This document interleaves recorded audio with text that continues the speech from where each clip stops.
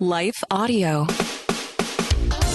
Welcome to Empowering Homeschool Conversations, your authority in navigating the world of homeschooling diverse learners. Featuring Peggy Ployhar from SPED Homeschool, Annie Yorty from AnnieYorty.com, Leilani Melendez from Living with Eve, Stephanie Buckwalter from eLARP Learning, and Dawn Jackson from Dawn Jackson Educational Consulting and Tutoring. With over 75 years of combined homeschooling expertise, experiences, and perspectives, this group is eager to share their wealth of wisdom to empower your homeschooling journey. So grab your favorite mug, settle in, and get ready for insightful discussions, valuable insights, and practical tips as these experts and their guests dive into the hottest topics in homeschooling. Whether you're a seasoned homeschooler, just considering this path, or anywhere in between, you don't want to miss a minute of these enlightening conversations that will empower your child to thrive in their homeschool environment.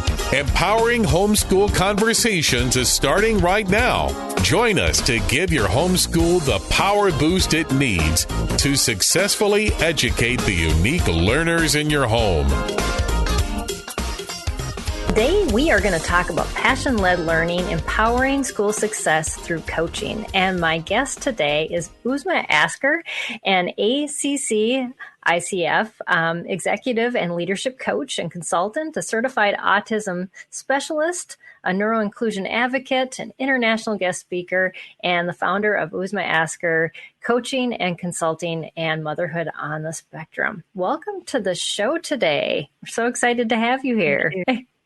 Thank you so much. So I'm equally excited.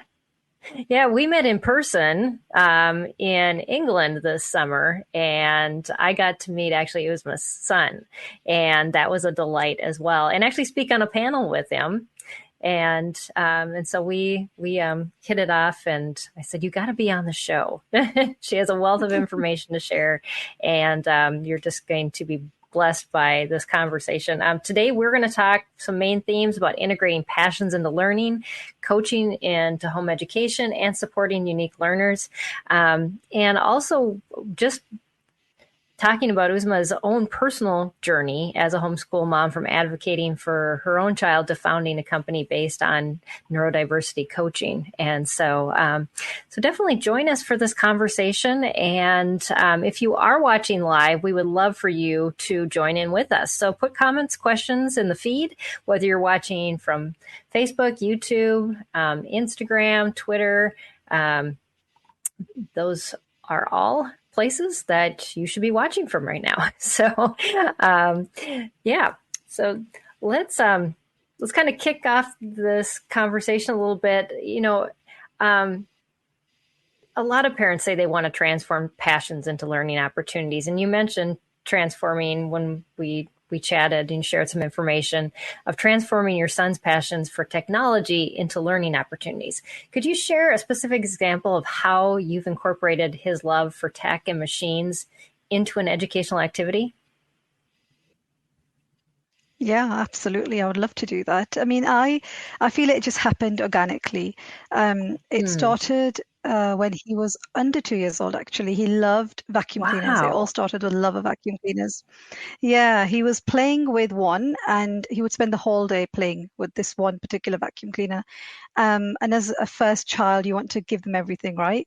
And then I went and bought another one, and then another one, and then another one. And he ended up having 5 or 6 different ones. He had a Dyson, he had a Henry the Hoover, he had one from Toys R Us, Early Learning Center, you name it. And every time you'd play with them, he wouldn't play the typical way, right? The kids play, during like cleaning the living room or cleaning the floor. Right. He would actually open up the vacuum cleaner, the bottom of the base, and take out the parts from the toy vacuum cleaner. And I wouldn't see him panicking, right? I wouldn't see him panicking. Right. He would be, they'll half fix it. And he would put it back together again and then do the same thing again. So he would spend the whole day opening and closing the vacuum cleaners. He would switch on my vacuum cleaner for the sound, and he would sit watching, YouTube So he had this Wow. fascination with vacuum cleaners. Yeah. And initially I thought, okay, it's good. He's playing, he's entertained, it's okay. And then it kind of went on and on. And I realized, maybe this is an obsession and I should put it away. So I did. Right. I ended up putting his vacuum cleaners away. And something didn't feel right as a mum by me doing that. I felt like he's not happy anymore. He was really entertained. He was enjoying himself. He was busy. He was learning. And here's me Right. now putting these vacuum cleaners away and giving him something else to play with. And then I started researching and trying to understand why my child was fixed on one particular toy or object. Right. And then it came up as, certain interests, and then the word autism came up, and I had never heard of autism actually. This is going back 13 years now. And I then did take out the vacuum cleaners because I thought it was the wrong thing for me to do as mum. And I'm so glad I did, because if I hadn't, we wouldn't have the story. And I took out the vacuum cleaners and he started playing them again. And it just went on from vacuum cleaners to him going into a shop, listening to various sounds of machinery, going into a restaurant, for example, looking at the till, anything to do with gadgets and devices. He was intrigued and fascinated, and he wanted to see how they would operate. So this is how he's working. And then as time went on, it went into, technology. It was, laptops and iPads and the phone and a PC. So when he was 10,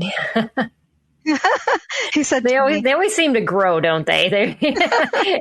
In the ways you never expect them to grow out of that. Exactly. So when he was 10, he said to me, "Mum, I want to build my own PC." And I looked at him like, "Really? You want to build your own PC? It's a pretty expensive activity that you want to do." So I explained to him, "Yeah, you can. If you really want to, you can," because he would talk about PCs a lot. And I said, "Okay, you can, but show me. Show me what you need. Show me how to." Right. And then we'll save up for it. Let's save up for it. What do you earn the money? You can do chores, extra chores. Chores he does without getting paid. Extra chores. And then you'll get paid, and you can save, and you can buy your parts that you need for the PC. So he started researching, and I decided, we were already homeschooling, but what I decided then is turn this passion that he had into learning. So maths was not his favorite subject. Writing was not the most interesting thing he would like to do on a daily basis. So what I asked him to do was, okay, why don't you now, more like a unit study, why don't you create your learning around this? So we introduced, numeracy, literacy, research, various skills within this interest. And through that, he researched. He found out the names that, the parts of the items that go into the PC. He researched the cost, the price, the total amount. We went to the mall. He went to the shop assistant, asked for those particular pieces. Some were available, some were not. Then he bought them online. So there was so much going on in this project of learning, but he was interested. Yes. He was writing, he was reading, he was counting, he was researching, he was communicating. So within this one interest, we had so much learning, rich learning. And that was a unit study. That is so awesome.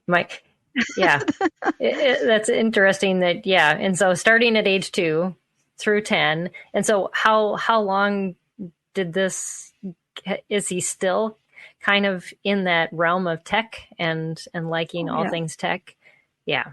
Yeah. It's amazing how, and if you had taken away that vacuum cleaner, at that young age and say, oh, this is what you're supposed to be doing, what it had grown into would have been stifled. And so, yes, that mom instinct.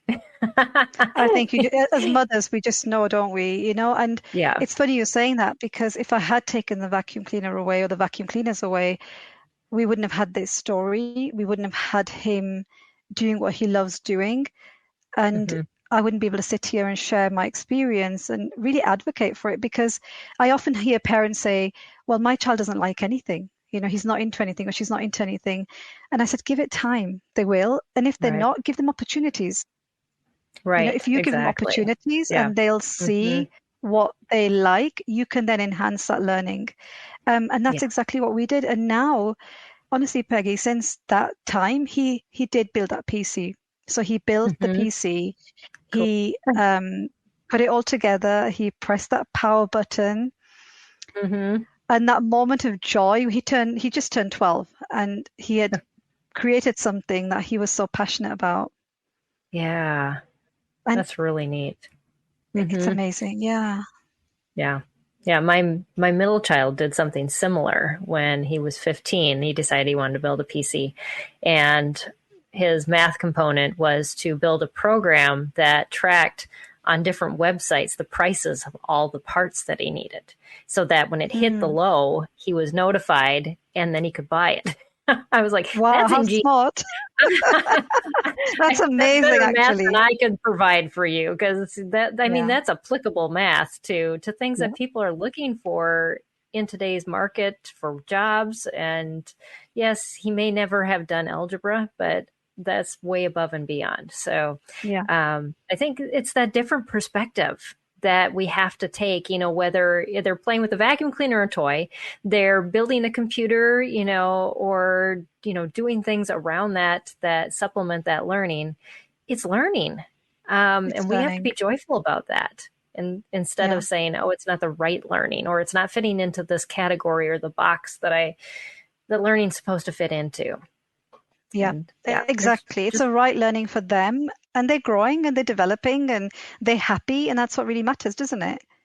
Yeah, exactly. Yes. And taking away that panic of I'm not teaching them everything they need to know. We will continue this conversation after a short break. Hi, this is Eric, the CEO of Ultimate Tax Group. With my 2 decades of experience, I have helped thousands of hardworking American taxpayers like yourself. If you owe back taxes to the IRS or state, or have any unfiled tax returns, personal or business, never give up. My team and I want to help you take your freedom back today. Call Ultimate Tax Group at 888-505-1099. Speak with me, Eric, or one of my associates. My team has over 75 years of experience in understanding the tax laws and tax resolution programs. We will dissect your case and map out a successful strategy. You have rights as a taxpayer. We can stop any aggressive actions. We care and fight for our clients. Call Ultimate Tax Group at 888-505-1099, 888-505-1099. Check out some of our recent and upcoming episodes on the Salvation Army's Words of Life podcast. On September 15th, we launched a 2-part series focusing on back to school and our kids' mental health with licensed therapist David Gray. So much, but that takes away some of those other things that we may not think about, especially with younger kids, and that's that academic pressure. A 3rd grader who's not doing well in math may be sitting there thinking, I'm not good enough, and I'm never going to be good enough. And beginning October 6th, we'll spend 2 weeks highlighting testimonies from young adult missionaries who just returned from summer missions trips. After prayer time, I had kids individually come up and they would ask for prayer, and they told me their stories and some of the struggles. Yeah, I even cried during it because these kids, it was just this connection. It was incredible. So I was truly blessed through that. To learn more about the show, visit wordsoflifepodcast.org and subscribe wherever you get your podcasts.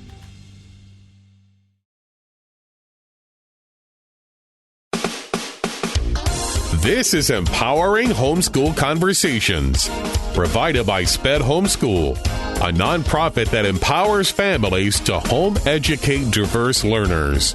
To learn more, visit spedhomeschool.com. But that's so easily done, though. That's such a, I did that. I was guilty of it. I homeschooled. I'm still homeschooling, but in the beginning, in the early years of homeschooling, I was always comparing my learning or my teaching, I guess, to my children. I would think, the school has certain amount of hours a day. My kids are not doing that many hours, or Right. they even done everything that a typical school day would cover. So I was forever comparing. Right. And that was my Mhm. biggest struggle. So I don't know. What about you? I mean, were you doing the same thing as? Yeah, I actually avoided homeschool conferences because I just cried when I went to them because everybody was, saying how my child could read by this age and go to college by the, time they're 5. I don't know, I'm exaggerating, but I kind of felt that way as, Yeah. my child, is now 10 and still not reading. So, or going to, how to homeschool your child through high school and then do, this many years of this subject and this subject. And I'm like, no, Yeah. this isn't working either. And so it just seems like, you just have to be able to say, you know what, this is my child, this is their path. And it's not going to look like everybody else's. And that's really okay. Because they lose their self-confidence. And that's something you can't gain back as much as them learning how to read, how to write. All those things come with it when they're supposed to. But absolutely, yeah. I agree. No learner is linear anyway. And then we have a neurodivergent child who's going to be everywhere on this map. And then if you put them in a system and they put them in that grade level where they may not be able to deliver their work, that just hinders their confidence. And that you're right. I think it's so important for them to be happy during the learning process, rather than ticking the boxes of what they're learning. Yeah, absolutely. So your background in coaching and then home educating, how has that melded and you felt like it really has supported how you have actually taught within your home versus like a typical educator? Yeah, that's a brilliant question, Peggy. That's amazing. For me, coaching it's pretty recent. So I've only been in the coaching realm, I guess, 4 years now. Prior to that, I was a homemaker, home educator, and my world just revolved around my kids. Yeah. My approach, I guess, to teaching them was different. Initially, when I started, it was a panic, right? I'd compare. And then if you're not comparing it to the school, you're comparing it to another homeschooling family. Right, exactly. Or another Which makes you homeschooling mom. panic, yeah. Which is really panic, right? You panic every time. Right. And then I think throughout the years, it was like, okay, I'll need to follow a curriculum. I'll do this and I'll do that. And I wasn't ticking boxes in comparison to the pressure that a school may have, for example, but it was more my own, I created self-induced stress and pressure for myself. So I could really tick that. We do all the time. And stress about activities, stressing about learning, right? Forever. And I think when coaching kicked in, it gave me this realization that I can take a step back and allow my children to take over. And it was through asking them questions. Well, what do you want to learn? Yeah. What do you want to do? What makes you happy? Rather than me saying, okay, let's read 10 books this year in our homeschooling year.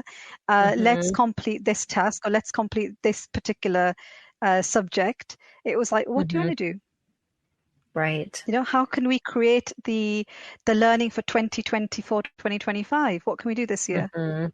And sit with them and ask those questions and engage with them and get that feel of, okay, this is going to be rich learning. This is going to be true learning. They're going to enjoy it. They're going to digest what they're learning this year. So that's, I think, my biggest kind of transformation with the coaching. That's really good. Taking the back seat.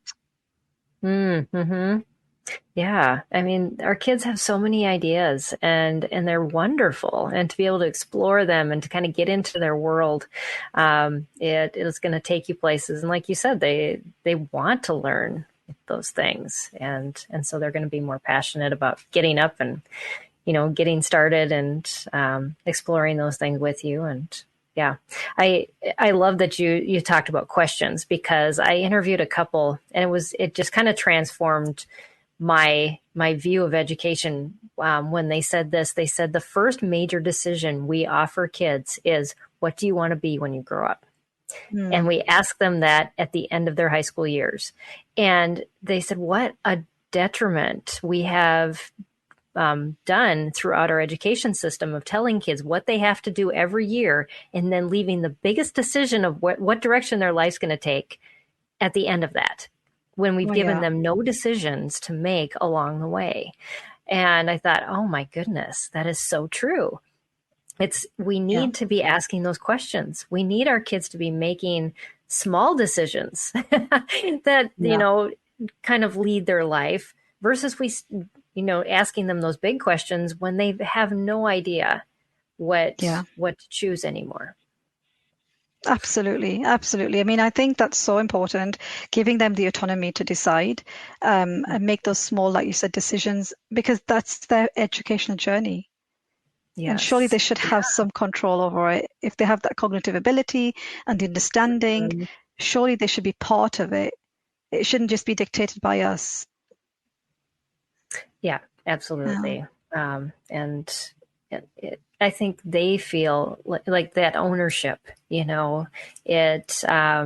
it gives them something more than just, well, I'm just doing this for somebody else. I'm doing it for me. It changes the whole dynamic of that. And also you don't become enemy number one. I love this about we are anyway in the house, aren't we? I know. Exactly. I had read a book years ago that talked about getting out of the boxing ring with your children and becoming their coach instead and facing them towards their opponent, which is, whatever they're struggling against. But we are so comfortable in their lives, they often will attack us because we're the comfortable one, and helping them to turn and say, I'm going to be your advocate. I'm going to be your helper. I'm back here behind you. We're going to face this together. And that has helped, just that picture has helped me a lot too. Yeah. So what advice would you give parents for considering? I feel like, sorry. Oh, yeah. No, go ahead. I'll let you finish. I think we have a little bit of a lag time. So no, please. I'm just saying, we do have a little bit of lag, but I just feel like we should be the facilitators, right? And that's it. Mm-hmm. That's the main thing. Being their facilitator and just taking that back seat and just seeing how they develop, which is so important. Yeah, absolutely. So I would love to know your advice. There's a lot of parents who are opting out of the traditional education system. What advice do you have for them if they're considering making that change and they have a child who has unique learning abilities and they aren't quite sure even where to start? Yeah, it's a good question. It's I guess when in the situation, it's tricky because a lot of parents feel that schooling is the only way. But sometimes if we can see it this way, where not every child is fit for the schooling system, or not the schooling system may not work with that child. So they're unique, right? They have the unique learning abilities and their unique challenges, I guess. And if we look at it in that way and we see that there's an alternative to the brick and mortar, then it becomes easier. It becomes easier because we will feel better as parents and we'll know how we can support them. And nowadays anyway, back in the days when we started our journey, there wasn't much out there in terms of support. Right. Now we have, homeschooling communities, co-ops, international groups, national groups, you name it. So there's a lot more, and people are hiring tutors. People can go online and do learning. So there's so many different options that parents will have to choose from, that it's not as scary or as daunting anymore. And if the system doesn't work for the child, it's okay. We can look at alternative ways to teach. And like you mentioned, do they need to know everything in maths?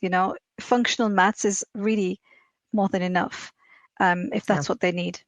If it's, functional literacy, if that works for them, that works for them. Do we have to teach them everything that the school will be teaching them? Is it even necessary? I don't think it is, personally. We go for functional learning. We go for the life skills. We look at executive functioning at home, planning, emotional regulation. These things for me are really important. And that's what we want to kind of pass down to our own children. So I feel it shouldn't be so overwhelming if we look at it in that way. Yeah, I I agree too. It's and I love how you said that is that it's an alternative. I think we think it's an opt out, or we this failed, so this is what's left. But it's not. It's a very viable alternative is homeschooling. And, I sit in the world where I actually teach public schoolers and I teach homeschoolers. And I was telling, I had a 16-year-old drop into my studio this week. And I said, the homeschoolers learn faster than my public school kids. They're used to moving around. They have better cross-body skills. They just pick up on things faster. So I have to be ready as a teacher to teach them quicker than my lesson plan. I actually move into other lesson plans with them. We will continue this conversation after a short break.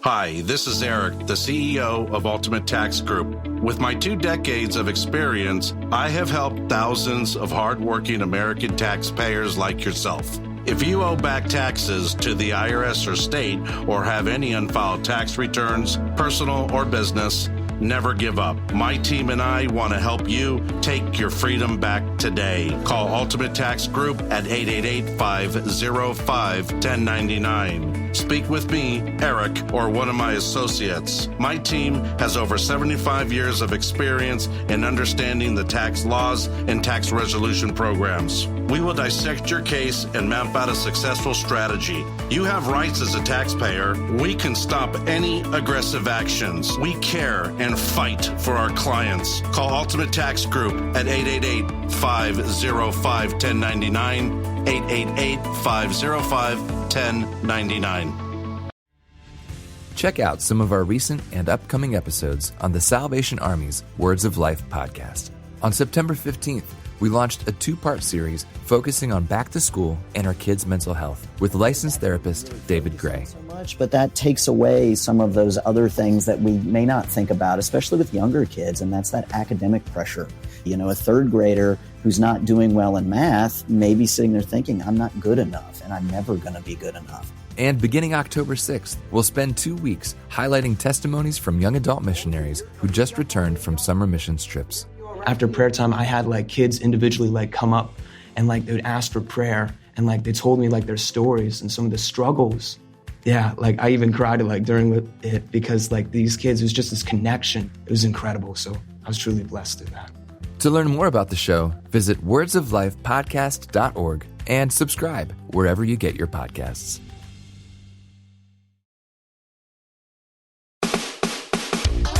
This is Empowering Homeschool Conversations, provided by SPED Homeschool, a nonprofit that empowers families to home educate diverse learners. To learn more, visit spedhomeschool.com.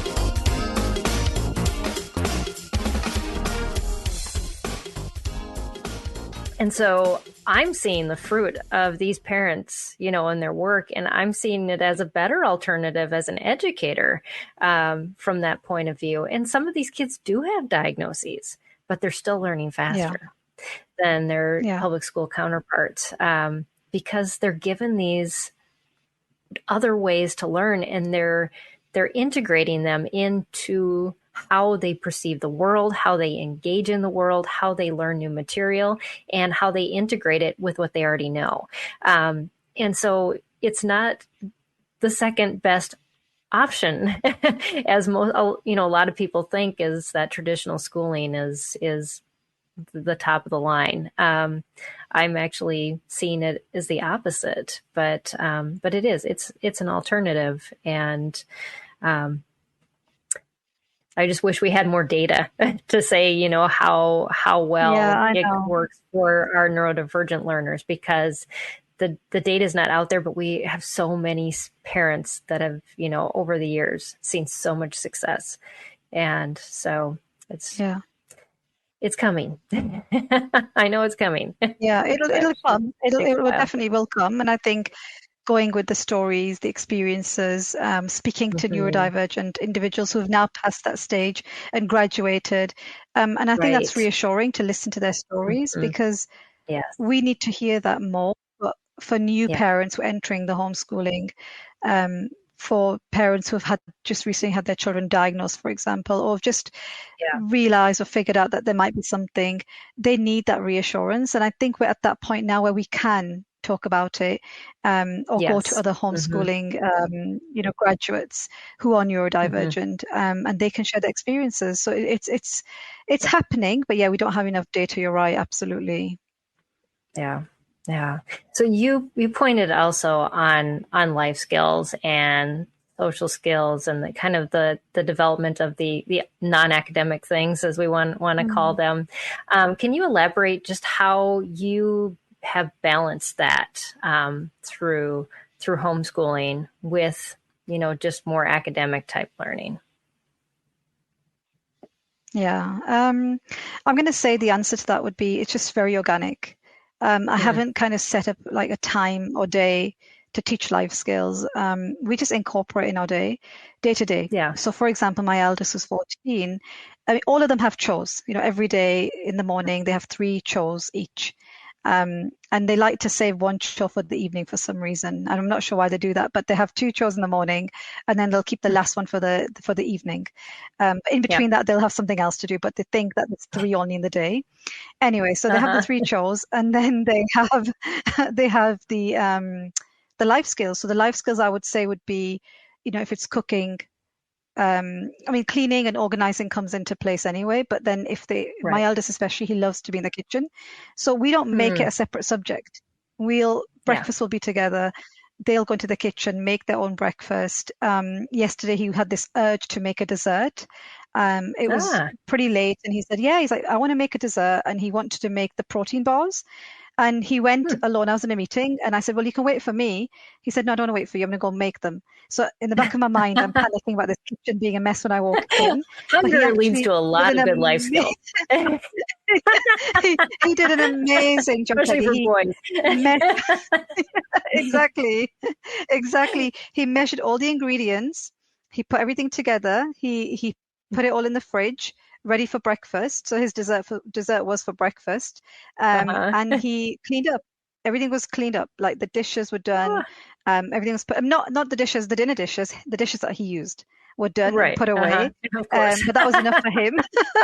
That was enough for him, but he managed, and so it's just incorporating the life skills into our kind of day to day, not planning or scheduling. It's like, okay, we're having breakfast. Okay, let's go do it together. So he's observing, he's watching, and now picking up. So he'll make his own smoothies. He'll make his breakfast. He'll make his younger siblings breakfast. So there's a lot that he's picking up naturally around his environment. Putting the trash out, for example, bringing the milk in the morning. There's so much that he's doing without me reminding him or prompting him now, because it's part of his learning, a part of the day, part of the rhythm of the day, that we're not teaching, in a sense, sitting down teaching, which has been wonderful. So all very, very organic. Yeah. And I think we forget how much learning is around us in our homes because we think that they need to come from a book. And so that is really a good reminder that whatever we do is a teaching opportunity for our children. And there's so much everyday life happening in our everyday life. We just have to see it as a learning, teaching opportunity versus, I'll get around to that, after the kids are, doing something else, but integrate them into that. Integrate it. Right. Yeah. Unfortunately, I fell on the other side of that so many times. And I look back now going, why? Why did I just, wait until they were put away doing something else to get stuff done? I should have done that more, but oh well. That's the way it is. But yeah, your kids are with you. Let them take part in what is happening in your family life and make sure that they have ownership of that too. So, absolutely. They should be able to see what we're doing on a daily basis. They should see that we're cooking, we're cleaning. So let them observe, let them watch, and just be part of it. I think initially it was like, okay, I'll cook in the morning when they're doing something else. I'm like, no, we can just put it together, and it works. Right. And And I get little helping hands as well, which is brilliant. So it works Uh-huh. for both of us. Yeah. Yeah, sometimes it feels like you're wasting time, but in the long run, really you're not, because those Yeah. helping hands turn into bigger hands, and yeah, it definitely does pay off It in the does. long run. So yeah, Yeah. well, awesome. Yes. So we let me see. I'm forgetting where I'm at. Okay.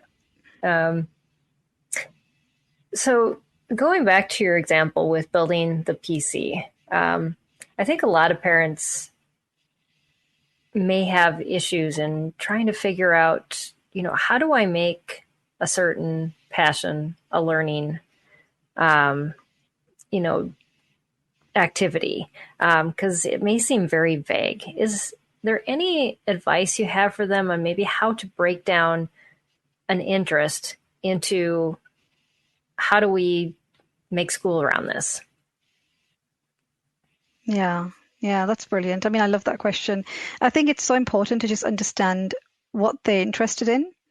And if they're not, and if they don't have a particular interest, maybe you can introduce a topic and incorporate Yes. rich learning experiences. It doesn't have to be, book learning or sitting at the desk and doing your work. It could be, going outdoors. It could be, Right. a trip to the museum or something, which they're going to be, I guess they're going to really take in everything through their senses. Yeah. And with that, they can, you'll tell if they're enjoying it. You can tell, you can Right. really tell if they're enjoying it. My third, who's 8, he absolutely tries to avoid handwriting practice. He'll do anything to avoid it. But then I've put it in a way, I add more writing into his science. So he likes science. So I've added more into his science and he gets more writing done. So today he was doing a project on do cats eat chocolate? And it was a fun activity. And he's doing some research and he needs to call friends who have cats to find out if their cats eat chocolate. But he's getting writing done now because he's researching and he's not realizing that he's writing. Right. Yep. Don't let them listen to the episode. Exactly. Be a little sneaky is my advice. Be a little sneaky and you get a lot of learning done. Absolutely. Yes. Yeah. Yeah. We're all I think creative. You're right too. Yes, absolutely. That's how I got my daughter to write. She loved doing art. So if she could write about something that she had drawn a picture about, then she was happy to do that, to describe, all the thoughts that were going through her head about putting that together and where she got the idea.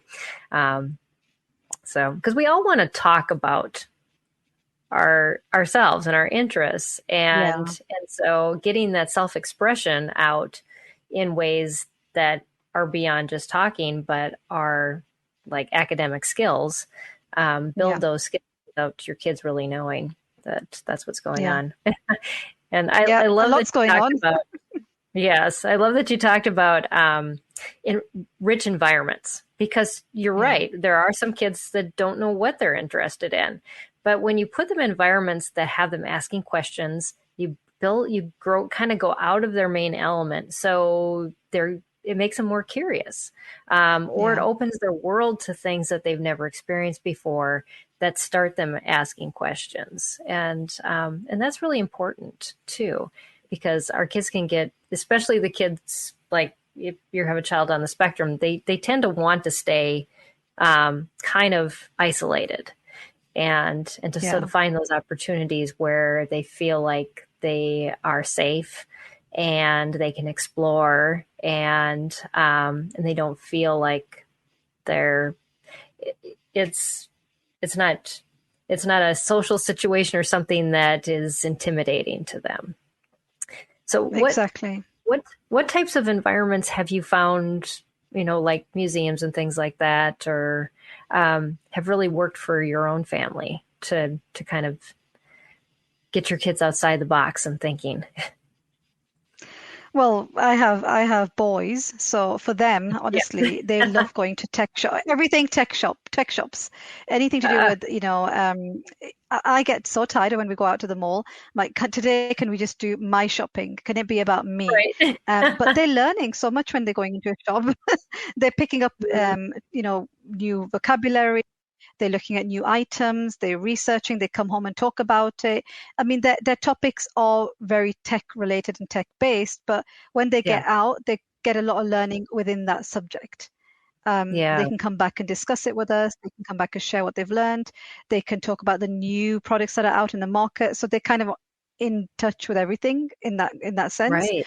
But what I do is, because they are so tech based and so in love with tech, I've incorporated, there's a few times a day where you can talk about it. So for example, my eldest, he likes to talk about the whole day. So we've introduced 5 times you can talk about this in a day, because we need to expand our knowledge. We need to expand our conversational skills. So yeah, we call it the PEG system. And we have this system where he will have a PEG and he just changes it over to the other side when he's done. And you can see visually that he can see visually that he's done it 5 times, and then he stops, and then it's like, okay, I have to talk about something else, and then he'll pick up a book, read a book, or learn something new that he can share, and that kind of expands his conversational skills as well.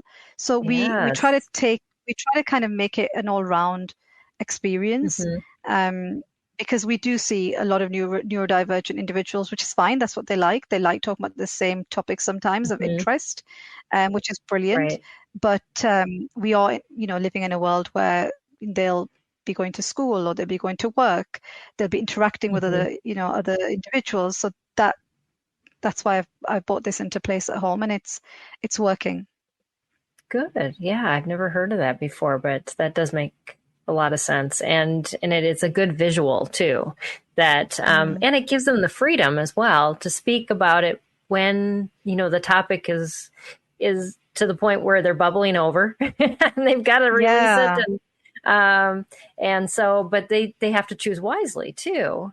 And so all of that comes into play, and it's helping them to understand as well that other people have boundaries. So there's so many things involved with that, just by moving a peg over, that they're learning without you having to set, all those, maybe you set the unique goals and, but all that's happening underneath.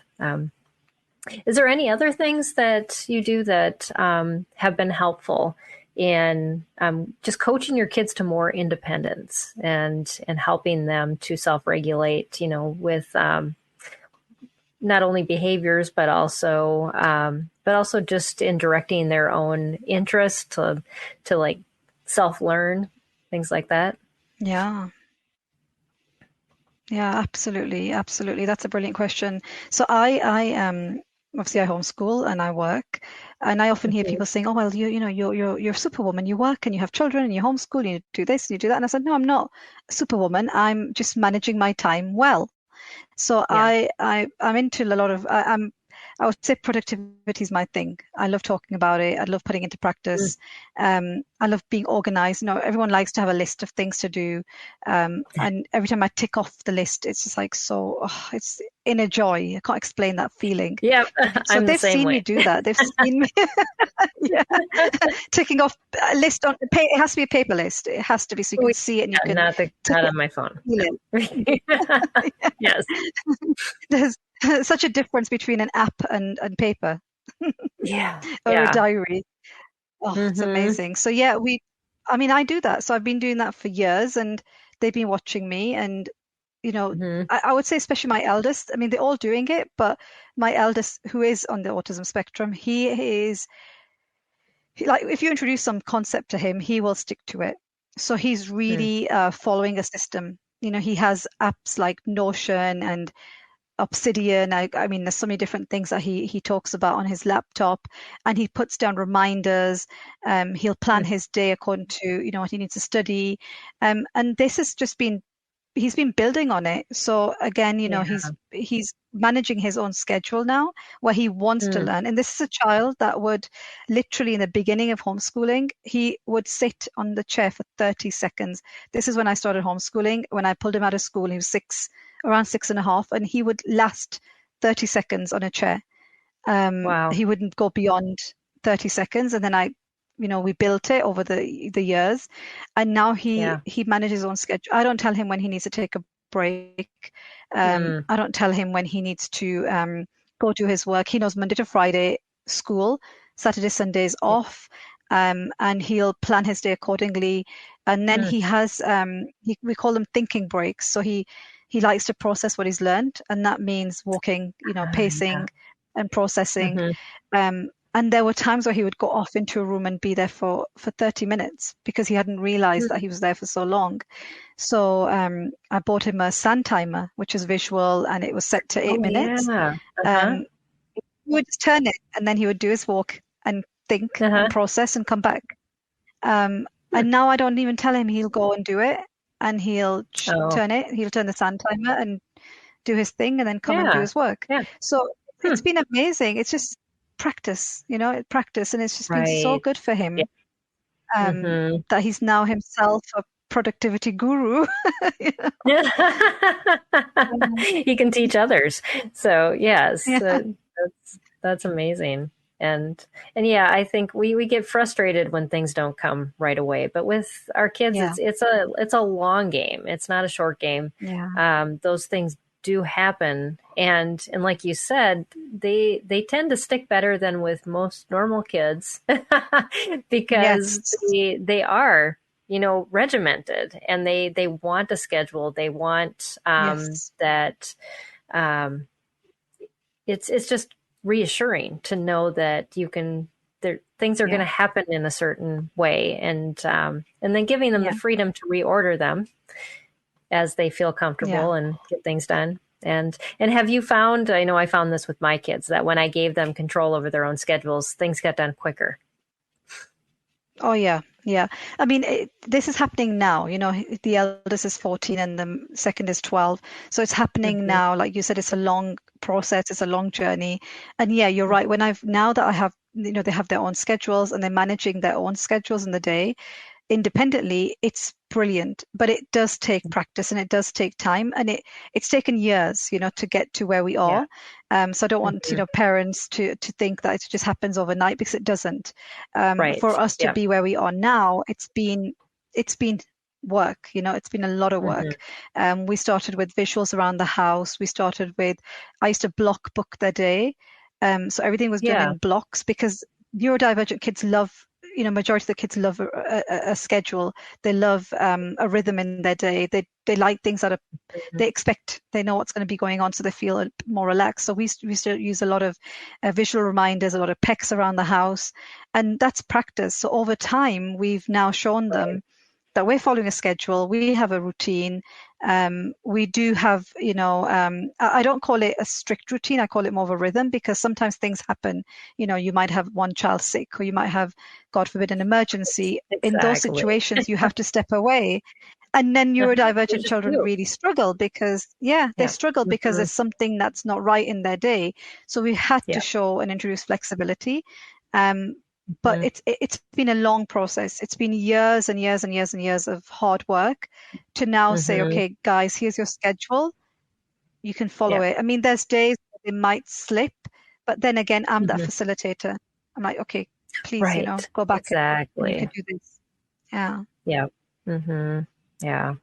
So I'd like to talk a little bit about advocacy. We advocate a lot for our kids when they're younger, and it's that transitioning of them being able to advocate for themselves. And how do you go about approaching that as a parent? And then also you work with other parents who are, trying to deal with things with their own kids. And what do you tell those parents as they're trying to get the best for their kids, but also to teach their kids how to, reach out and ask for what they need too? Yeah. It's again, it's I guess a process. I think when we start the journey, or whenever our kids are younger, we're in it as their advocate, with their voice. Oftentimes what happens, we're so emotionally attached that we forget to advocate, because we're so emotionally attached. We just go in, for example, if it's a school situation and certain accommodations are not being placed for the child, we go in as that parent, really shouting, right? Fighting. Because we're just fist up. Fighting. Yeah, ready absolutely. to go. When my kids were in school, I remember one of the teachers hiding away from me when I walked in, because I would go in like ready to fight because of certain accommodations were not being placed for him. And like a simple thing, a break, he needed a break in 40 minutes, and that wasn't being given. So I was ready to fight the whole school. And then I realized, well, no, actually, by shouting and screaming, we're not going to get anywhere. Yes, I'm upset, I love my child, I want the best for him, but we need to advocate for our child. We need to learn to use that voice, so we could be heard. And that's where I kind of tweaked my approach and started advocating for him, and that helped. That really helped. And that's where I've been with parents. I'll remind them during our workshops or sessions that we have, we need to be their voice, we need to represent them. If there's anything, we are emotionally attached, but we need to step away from that, which is not easy, but we need to step away. It's so difficult, but let's be that person where we can go in and talk, and advocate for their rights that will be then met, hopefully. And that's how we do it as parents, and that's how I work with parents and support them. But then it comes on to the self-advocacy, which is so important. We're not going to be around forever, and we know that. Right. It's really trying to teach them self-advocacy skills, being confident in who they are, really understanding what their needs are. How can they voice those needs? That's really important. So it's a work in progress at home. We're doing that. We talk about it a lot. We'll say, look, if you're in this situation or this scenario, what would you do? And it often is, role play. It could be conversations. Absolutely. So we do a lot of that, or watching something on YouTube, where he will see, okay, this person's going through this, and this is how he's, kind of supporting himself, using his own voice. So we do that. And then we actually have a program for teens that incorporates self-advocacy, self-regulation, self-advocacy, and again, through a lot of role plays, discussions, conversations with their peers, where they can talk about how they can, support their own themselves in a situation which may be, a challenging situation for them. Right. Exactly. Yeah. I think, it's not like you can give them answers and they can just reverberate them, because every situation is so unique, and their needs in those situations are unique. So they need to go through those scenarios and to kind of think through how they would respond and what really are my needs, and do I really need that or not? And, kind of fumble through some of that. My kids, now that they're all adults, I've kind of lived this on that side longer. And, I found my oldest decided not to get re-diagnosed when he went to college. And that was his own choice. He often would text me and say, this is what's going on. And sometimes he just needed a sounding board to throw things at, me, and then go, okay, I can take it from here. But always knowing that somebody was available to just chat. And your homeschooling doesn't end when your kids graduate. Sorry to let you know that it continues on. You're a parent. And my daughter really dove in. My daughter has a lot of physical disabilities, and so the second she got accepted to her new college, she's in the disability services office. She's saying, what can you give me? And she was really on top of it. She goes to a lot of disability, not conferences, but shows where they have new things that help people with various disability, devices and tech. And it's really cool, kind of the melds of her world. Even clothing. But she's so into all of that, and she keeps up with it. And so she knows what's available and takes what she needs move forward. So Yeah. yeah, you just don't know how your kids are going to do that, but they seem to find their voice, and when they do, then they're able to let other people know what they need, and that's what's most important. Absolutely. Yeah. And I think we can just do what we can do as parents, right? We can support them, encourage them, guide them, teach them, and hopefully one day when they are living independently, like your daughter now and your son, they have their own ways, but whatever way they choose, it's okay for them. Yeah. Yeah, absolutely. So I'd like you to talk a little bit about your coaching business and just how you work with various people in different realms, and maybe even a little story on how that all came together too. It's interesting. Yeah, I think a lot of things happened during COVID. You hear stories about COVID. In my situation, I was a homemaker for 10, 11 years, homeschooling, and I realized, well, I want something for myself. And what is that? I wanted to go back to work. I really did want to go back to work, but my job was heavy, full time. I'm a lawyer professionally, and it wasn't going to it wasn't going to be an easy route. So I decided, okay, I want to stay at home. That's what I want. So I need to do something from home. And coaching came up, and that's when I decided, okay, coaching could be a good balance, a work-life balance, so they call it. And I went into my studies during COVID, took some courses, did my, completed my credentials, got my license, and started my coaching journey. And then, when you go into coaching, they'll just say, well, what niche would you like to go into? And mine was nothing but, I only knew autism. I talked about autism all day long. That's all I knew, throughout the time I had my eldest.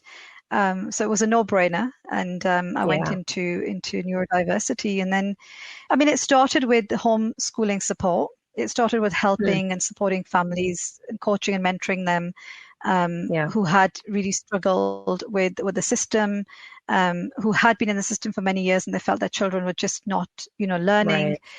So we'd create plans, we'd create, I'd be sharing strategies and tools and how to bring in the learning for their children. And that's how it started. It started with one client to two, then to three. And then, I realized, well, actually, no, this isn't when we're talking about neurodiversity, it's not only at home. It's not only at school, it's beyond, because an autistic individual is going to still continue being an autistic adult. So it's not really going to stay at home. It's going to go beyond into society. And then, I wanted to do more, it was a lot, and I wanted to offer more to the community. And from workshops to working with parents who homeschool, it went to creating training material, training resources, and developing training courses and programs for educators, for corporates on neuroinclusion, neurodiversity, looking at inclusive workplaces, inclusive work practices. It just kind of went, it kind of just grew, and here we are now.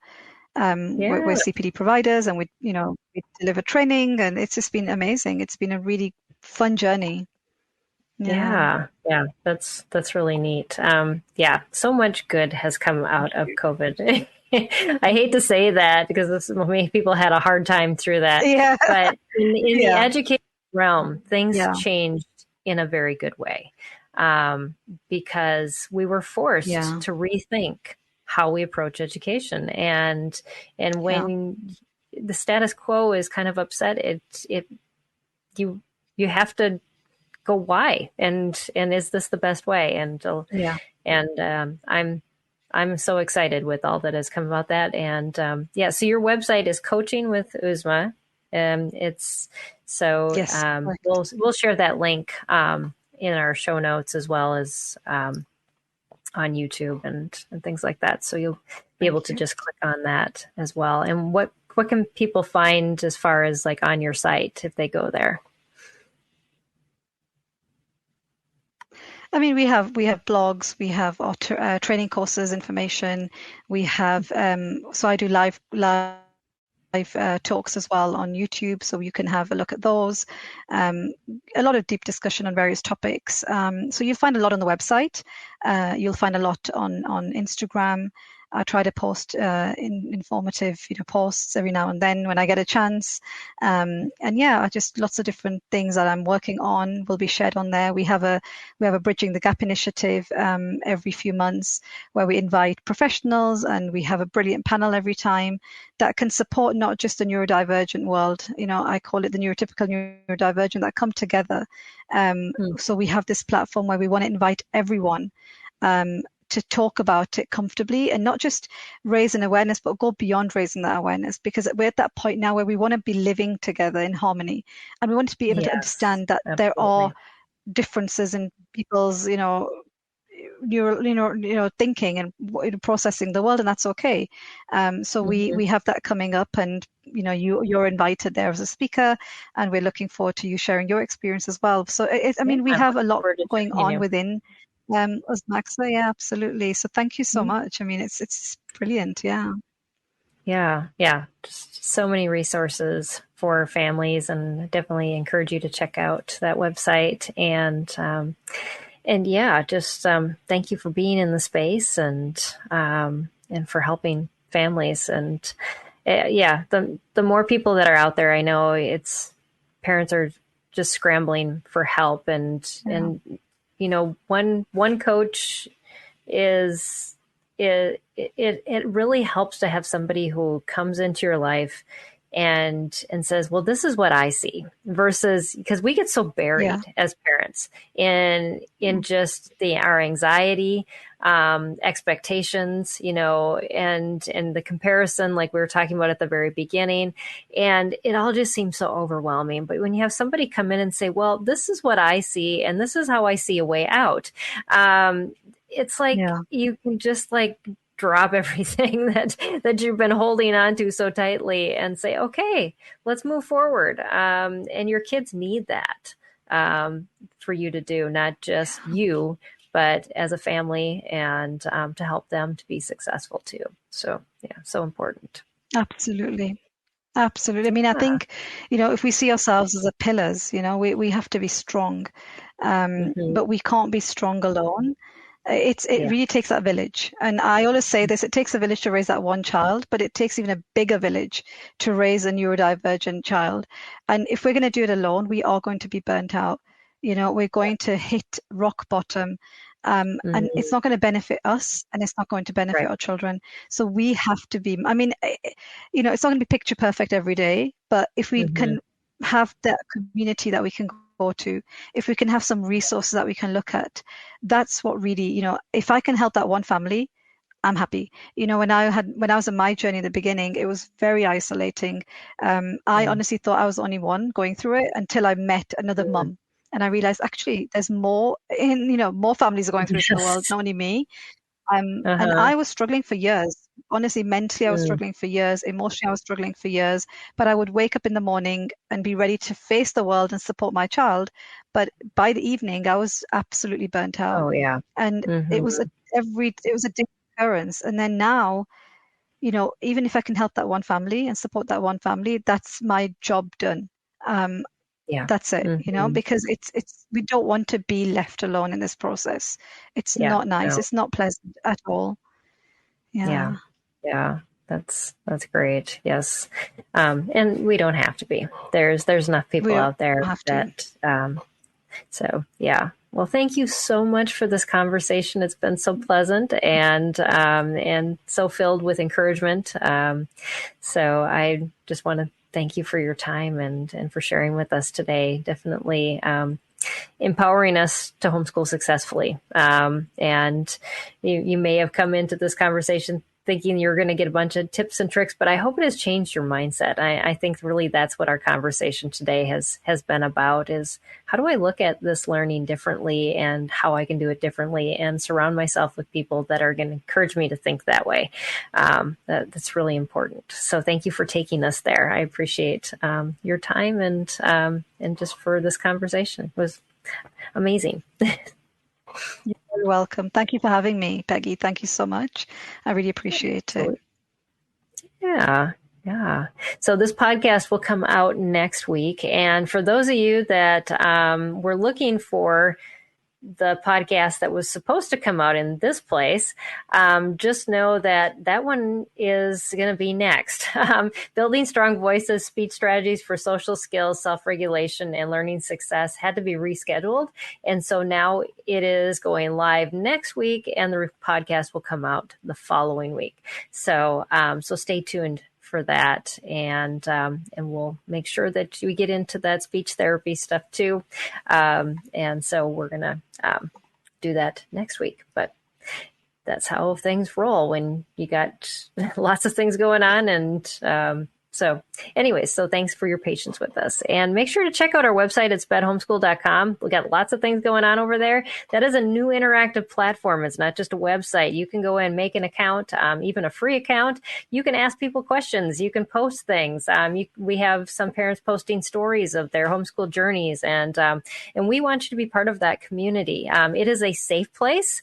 It is not like Facebook that's going to use all your information. We do not, but we just want to form a very safe community for you to be able to have groups, to connect with other people, to find resources, and to get information that is really going to be helpful to your homeschool journey. So check us out at spedhomeschool.com, and then I will see you next time here on Empowering Homeschool Conversations. Bye, everybody, and take care, and God bless, and we'll see you next week.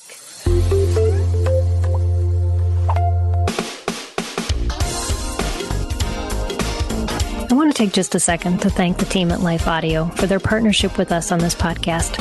If you go to lifeaudio.com, you'll find dozens of other faith-centered podcasts in their network. They've got shows about prayer, Bible study, parenting, and more. This has been Empowering Homeschool Conversations. You're fearfully and wonderfully made. God looks at your heart, not your jean size. Do you know the verses, yet still stress over your body? Oh, I get it. I was raised in church, but I struggled with food, eating disorders, and my body for decades. I'm Heather Creekmore, host of the Compared to You podcast, where we talk about all things body image and comparison from a biblical perspective. We get real about the pressure to focus on appearance in a culture where looks seem to matter most. Whether you're wrestling wrinkles or battling the scale, Compared to You is the show for you. You'll laugh a little and be encouraged a lot. If you're ready to stop comparing and start living, visit lifeaudio.com to listen and subscribe.